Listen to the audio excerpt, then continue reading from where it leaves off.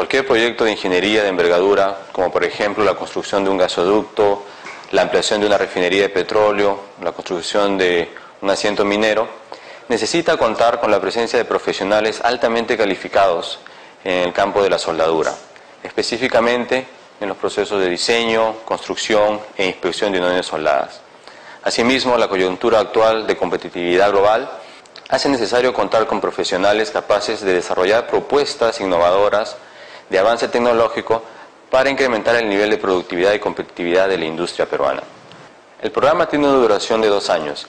El primer año corresponde a la Diplomatura de Especialización en Ingeniería de Soldadura. Aquí se tocan 4 tópicos que son la base fundamental para todo el programa de maestría: tecnologías de soldadura, metalurgia de la soldadura, cálculo y diseño de uniones soldadas y fabricación con soldadura. Al culminar este primer año, el participante recibe el diploma de especialización en ingeniería de soldadura y puede acceder a una certificación internacional como ingeniero de soldadura. Esta certificación es válida a nivel mundial y es entregada por el Instituto Internacional de Soldadura, que es la máxima autoridad a nivel mundial en el campo de la soldadura. El segundo año comprende los cursos selectivos y además el desarrollo de un proyecto de investigación o de innovación tecnológica,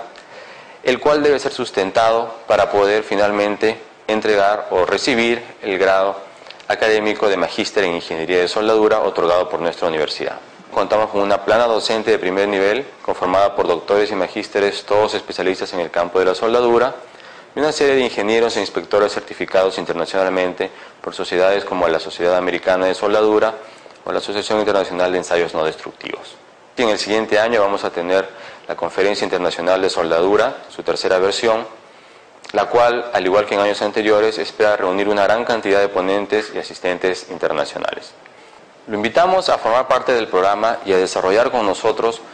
las competencias y habilidades necesarias que le permitirán ser un agente activo en el desarrollo de la industria de la soldadura y además posicionarse en el nivel más alto en la jerarquía en un proyecto de construcciones soldadas.